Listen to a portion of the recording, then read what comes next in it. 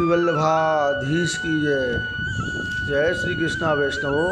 आज आप सभी को हरियाली अमावस की खूब खूब बधाई।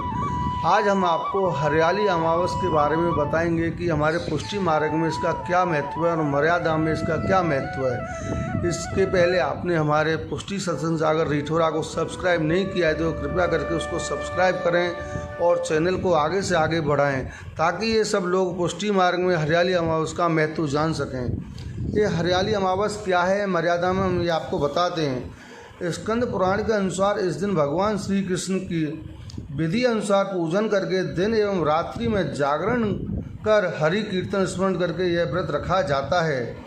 यह शास्त्र मर्यादा का महात्म है। लेकिन पुष्टि मार्ग के अनुसार वर्षा ऋतु में प्रभु के विरह में ब्रजांगना व्याकुल होकर अश्रुधारा बहा रही हैं कि भगवान श्री कृष्ण कब आएंगे। इधर श्री राधा रानी एवं चंद्रावली जी बहुत ही व्याकुल हो रही हैं और कह रही हैं कि हमारे प्राण प्रियतम नंदलाल ब्रजराज कब हमको दर्शन देंगे, क्योंकि ये जो वर्षा ऋतु आती है तो वो उसमें विरह ताप को नहीं सहन कर पाती हैं और अपने प्राण प्रियतम से मिलने के लिए बहुत उद्वेग हो जाती हैं। और क्योंकि वर्षा ऋतु में जो मन और आत्मा को शांति मिलनी चाहिए, वो शीतलता मिलनी चाहिए। अब शीतलता क्या है? शीतलता जो प्रभु के मिलन, गोपियाँ जो चाहती हैं सिर्फ और सिर्फ ये चाहती हैं कि हमारे जो प्राण प्रियतम हैं, जो हमारे आराध्य हैं, हमारे सर्वस्व हैं, वो हमको मिलें, तभी हमारे मन को शीतलता होगी। क्योंकि गोपियाँ और श्यामा जो चंद्रावली जी अपने प्राण प्रियतम को लाड़ लड़ावें और उनके हरे भरे पत्तों से उनके लिए हिडोला सजावें। क्योंकि गोपियों का हार श्रृंगार और ब्रजजन की जो आत्मा है तो वो लाड़े लाल हैं। क्योंकि वर्षा ऋतु में ब्रज भूमि हरी भरी हो जाती है तो ये देख गोपियाँ और श्यामा जी और चंद्रावली जी वो सहन नहीं होता और कहती हैं और विरह में कहती हैं, अरे मनमोहन, तू तो अपनी ब्रज भूमि को तो हरा भरा कर रहा है, लेकिन जो हमारा मन चित्त आत्मा इस वर्षा ऋतु में सूख रहा है, तू उसको कब हरा भरा करेगा रे? तू तो बड़ा निर्मोही है, तू हमारी तरफ बिल्कुल नहीं सोचता है। इतना तो सोच, जो हम अपने सब कुछ मन चित्त आत्मा सर्वस्व तुझको समर्पण कर रहे हैं और तू हमको इतना विरह में तपा रहा है और तू अपनी ब्रज भूमि को आनंदित कर रहा है, तो वैसे ही हमारे मन चित्त आत्मा को तू क्यों नहीं संतुष्ट करता है रे निर्मोही? क्योंकि तू ही हमारा सर्वस्व है। हमने अपने सभी लौकिक पुत्र पति पत्नी सबको तेरे लिए समर्पण कर दिया है और सब छोड़कर हम तेरे ही शरण में आए हैं और तेरे को ही समर्पण है। तू ऐसा क्यों नहीं सोचता है? तो ये गोपियों का ये जो विरह है ना, ये अत्यंत अलौकिक है। इस विरह की जो कर सकते हैं वो सिर्फ ब्रजजन ब्रज गोपियाँ ही कर सकती, त्रिलोक में कोई भी नहीं कर सकता।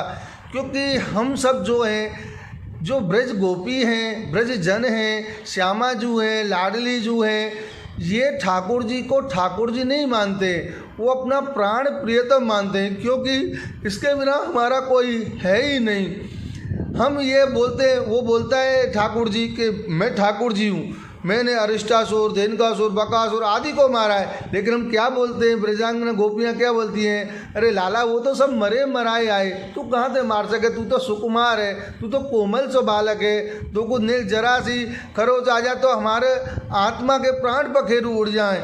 ये गोपियों का जो भाव है ना, ये बहुत ही अनमोल और पुष्टि मार्ग में इसको सर्वप्रथम रखा गया है। और महाप्रभु जी ने बोला भी है, सेवा रीत प्रीत ब्रज जन की जनहित जन प्रगट आई। क्योंकि प्रभु के अतिरिक्त जो ब्रज में जो जीव हैं, उनके प्रभु के श्यामा और श्याम लाडली जू के अलावा इस दुनिया में, संसार में, त्रिलोक में कोई नहीं है। और ऐसे करके वो विरह करती, वन वन में भटकती हैं, इधर उधर जाती हैं, उनका घर काम काज में कोई मन नहीं लगता है और वो घबरा घबरा कर बोलती हैं कि हमारे प्राण प्रियतम कब मिलेंगे। अगर वो नहीं मिले तो हम इस देह का क्या करें? जब ये विरह, जब उन्होंने प्रभु ने उनको सुना और उनको जब पता पड़ा कि मेरी गोपियाँ इतनी विरह में व्याकुल हो रही हैं कि अपने प्राण त्यागने को तैयार हैं, इधर श्यामा जू और लाडली जू चंद्रावली जू मेरे विरह में शोक संताप कर रही हैं, तो वो प्रभु कैसे सहन कर सकते हैं। प्रभु अपने भक्तों को कभी दुख नहीं देते, उनको ताप देते हैं, फिर क्लेश देते हैं, फिर आनंद देते हैं। पहले उनको इतना ताप करवाया, जब श्यामा जू और चंद्रावली जी जो विरह में इतनी हो गई, तब ठाकुर जी ने उनकी जो पुकार सुनी और उन पर प्रसन्न होकर इस अंधियारी अमावस में प्रभु ने दर्शन दिए। जब इस अंधियारी अमावस में प्रभु ने सभी ब्रजांगना गोपियों और मेरी लाडली जी स्वामी जी चंद्रावली जी को जब दर्शन दिए, तो उनके मन आत्मा में हरियाली आ गई, एकदम मन शांत हो गया। और प्रभु के दर्शन करते ही वो अपने स्वरूप को भूल गए और अपने स्वरूप को अपने प्रभु में देखने लगे कि हमारा पति आ गया, हमारा सर्वस्व आ गया।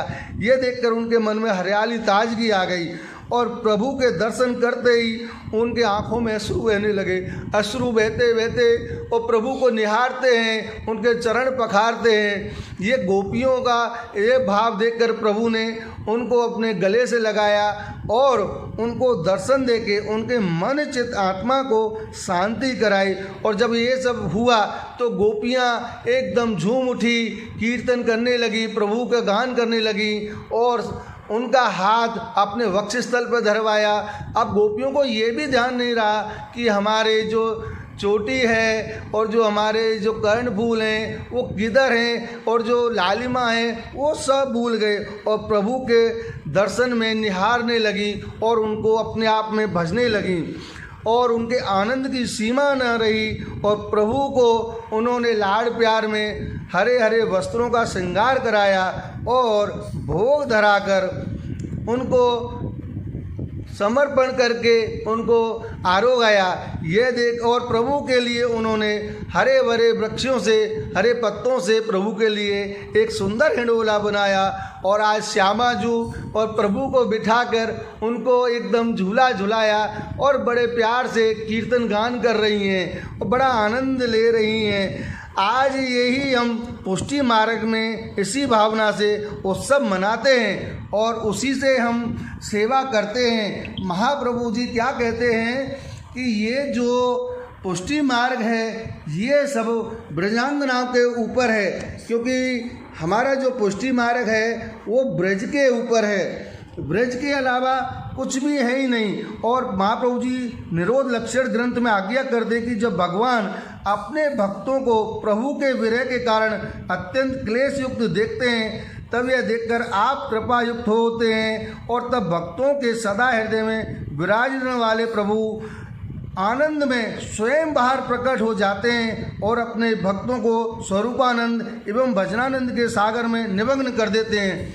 इसका अर्थ क्या होता है कि प्रभु जब अपने पुष्टि मार्ग में, पुष्टि मार्ग का कोई जीव साधारण जीव नहीं होता है, वो लीला का जीव होता है। जब वो लीला का जीव होता है, लीला का मतलब कोई क्या होता है, ब्रज।